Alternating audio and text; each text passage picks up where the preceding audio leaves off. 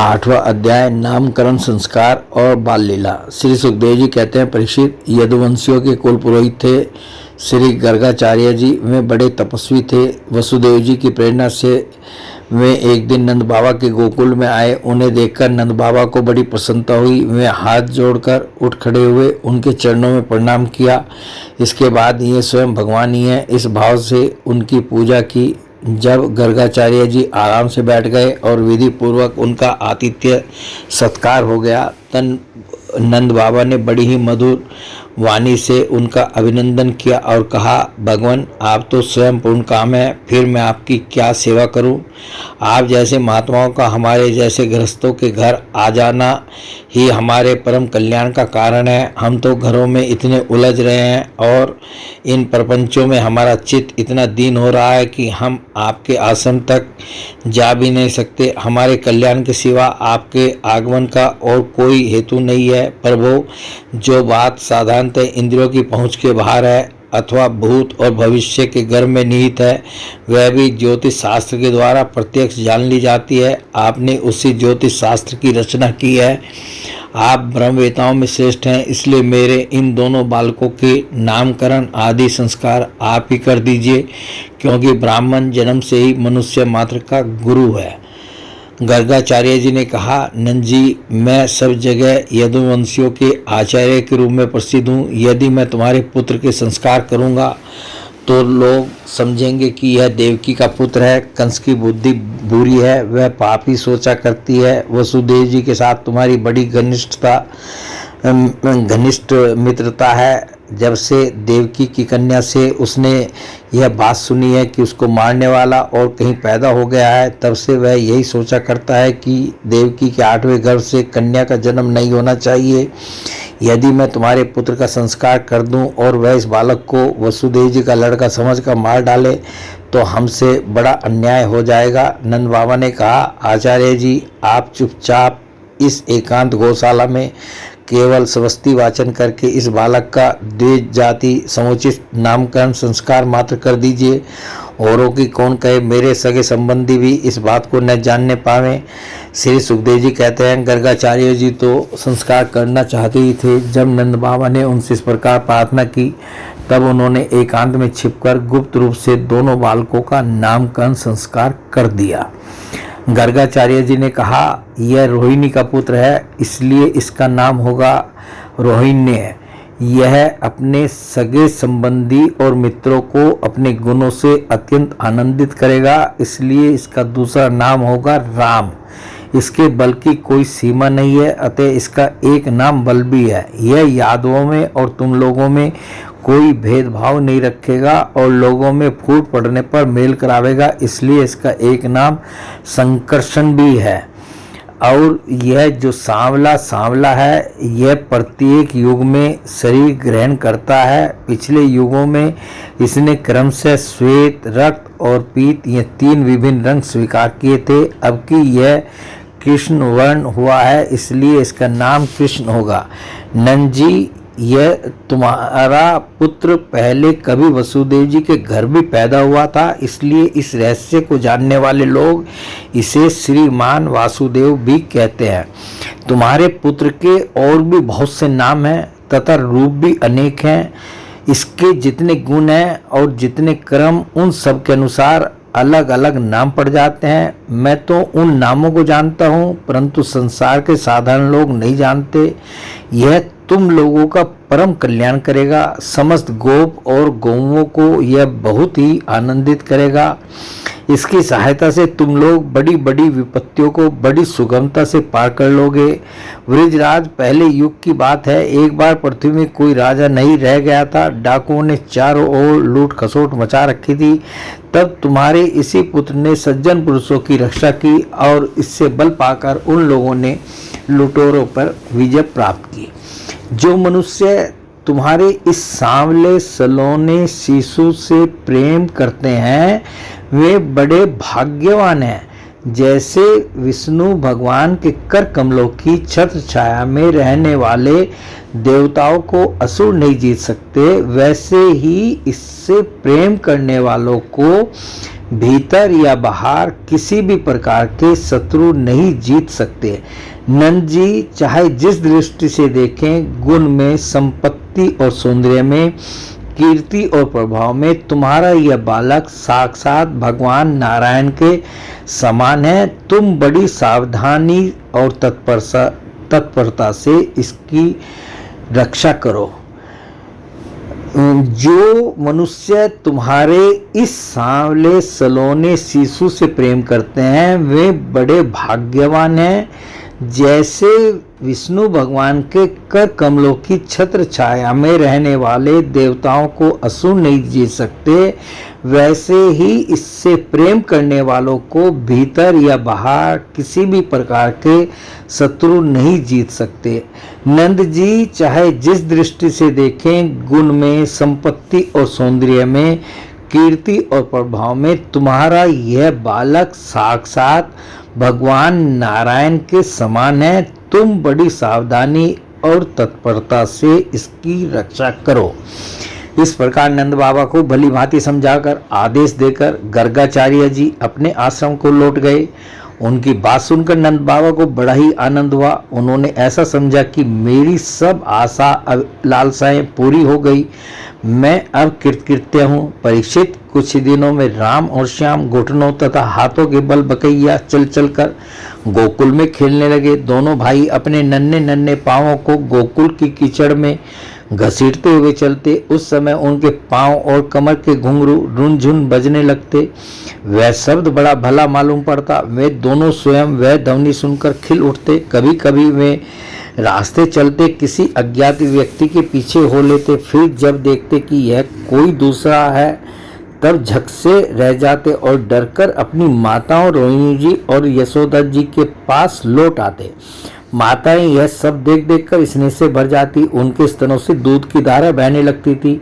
जब उनके दोनों नन्हे से शिशु अपने शरीर में कीचड़ का अंगराग लगाकर लौटते तब उनकी सुंदरता और भी बढ़ जाती थी। माताएं उन्हें आते ही दोनों हाथों से गोद में लेकर हृदय से लगा लेती और स्तनपान कराने लगती। जब वे दूध पीने लगते और बीच बीच में मुस्कुरा कर अपनी माताओं की ओर देखने लगते तब वे उनकी मंद मंद मुस्कान, छोटी छोटी दंतुलियां और भोला भाला मुंह देखकर आनंद के समुद्र में डूबने उतर आने लगती। जब राम और श्याम दोनों कुछ और बड़े हुए तब व्रज में घर के बाहर ऐसी ऐसी बाल लीलाएं करने लगे जिन्हें गोपियां देखती ही रह जाती। जब वे किसी बैठे हुए बछड़े की पूंछ पकड़ लेते और बछड़े डर कर इधर उधर भागते तब वे दोनों और भी जोर से पूंछ पकड़ लेते और बछड़े उन्हें घसीटते हुए दौड़ने लगते। गोपियां अपने घर का काम धंधा छोड़कर यही सब देखती रहती और हंसते हंसते लोटपोट होकर परम आनंद में मग्न हो जाती। कन्हैया और बलदाऊ दोनों ही बड़े चंचल और बड़े खिलाड़ी थे। वे कहीं हरिन, गाय और सींग वाले पशुओं के पास दौड़ जाते तो कहीं दरकती हुई आग से खेलने के लिए कूद पड़ते। कभी दांत से काटने वाले कुत्तों के पास पहुंच जाते तो कभी आंख बचाकर तलवार उठा लेते। कभी कुएं या गड्ढे के पास जल में गिरते गिरते बचते। कभी मोर आदि पक्षियों के निकट चले जाते और कभी कांटों की ओर बढ़ जाते थे। माताएं उन्हें बहुत बरसती परंतु उनकी एक न चलती। ऐसी स्थिति में वे घर का काम धंधा भी नहीं संभाल पाती। उनका चित्त बच्चों को भय की वस्तुओं से बचाने की चिंता से अत्यंत चंचल रहता था। राजऋषि कुछ ही दिनों में यशोदा और रोहिणी के लाडले लाल घुटनों का सहारा लिए बिना अनायास ही खड़े होकर गोकुल में चलने फिरने लगे। ये ब्रजवासियों के कन्हैया स्वयं भगवान है, परम सुंदर और परम मधुर। अब वे और बलराम अपनी उम्र के ग्वाल बालों को अपने साथ लेकर खेलने के लिए व्रज से निकल पड़ते और व्रज की भाग्यवती गोपियों को निहाल करते हुए तरह तरह के खेल खेलते। उनके बचपन की चंचलताएं बड़ी ही अनोखी होती थी। गोपियों को तो वे बड़ी ही सुंदर और मधुर लगती। एक दिन सबकी सब इकट्ठी होकर नंद बाबा के घर आई और यशोदा माता को सुना सुनाकर कन्हैया की करतूतें कहने लगी। अरे यशोदा, यह तेरा कहना बड़ा नटखट हो गया है। गाय दोने का समय न होने पर भी यह बछड़ों को खोल देता है और हम डांटते हैं तो ठटा ठटा कर हंसने लगता है। यह चोरी के बड़े बड़े उपाय करके हमारे मीठे मीठे दही दूध चुरा चुरा कर खाता जाता है।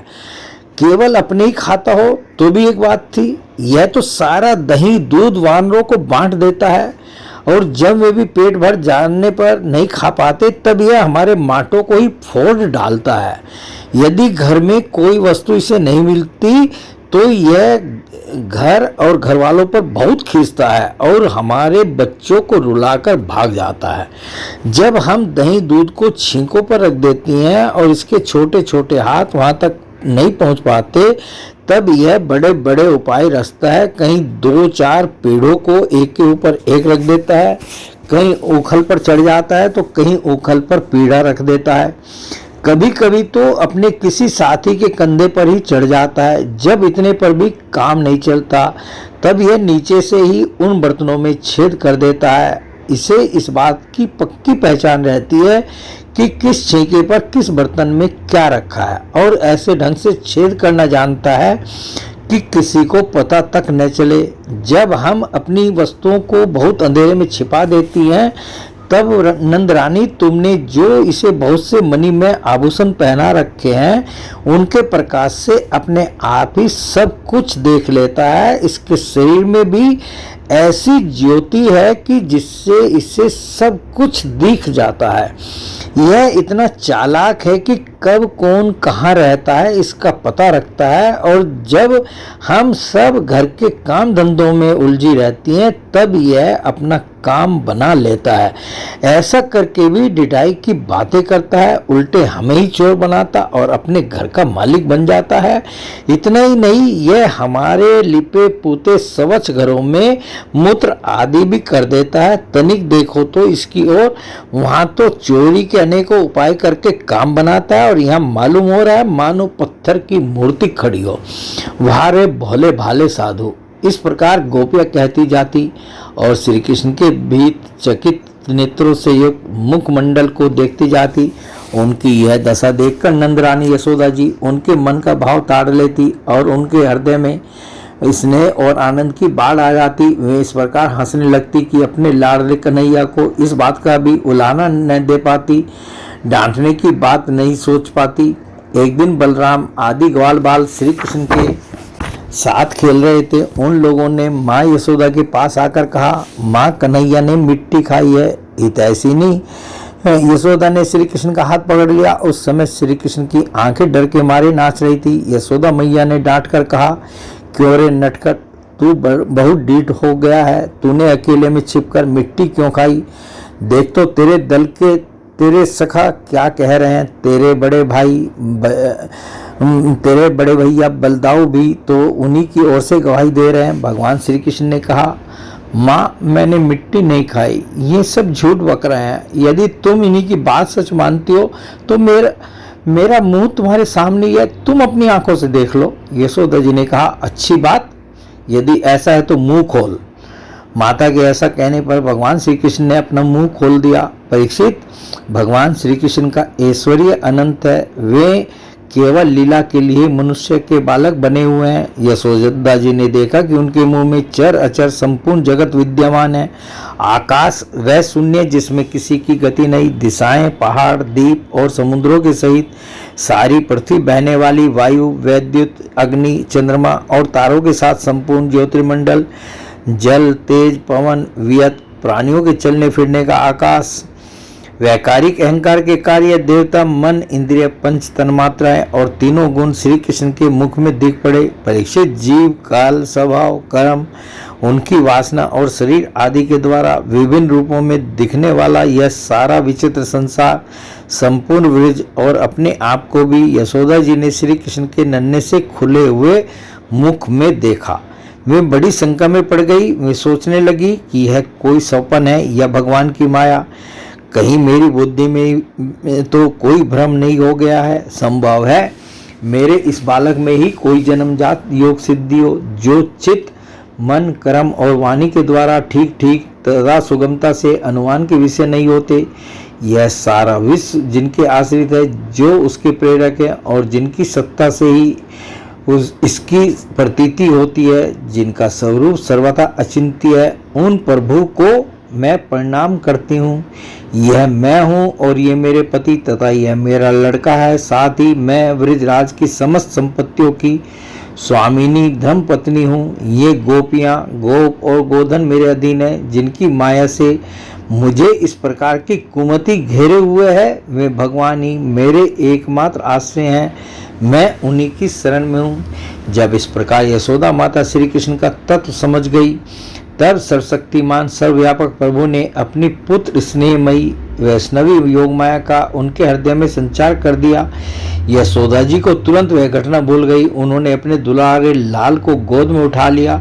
जैसे पहले उनके हृदय में प्रेम का समुद्र उमड़ता रहता था, वैसे फिर उमड़ने लगा। सारे वेद, उपनिषद, सांख्य, योग और भक्तजन जिनके महात्म्य का गीत गाते गाते अगाते नहीं, उन्हीं भगवान को यशोदा जी अपना पुत्र मानती थी।